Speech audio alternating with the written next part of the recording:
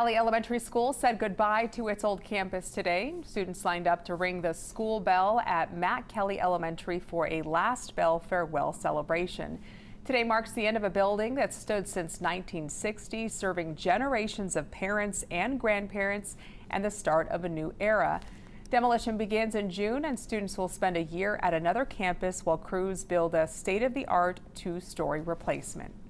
All of our students will return back here to a beautiful, state-of-the-art, two-story school. So, which is really great for the students because this building has been here since 1960.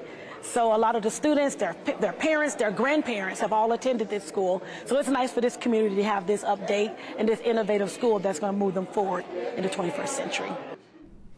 The new campus is scheduled to open during the 2027-2028 school year.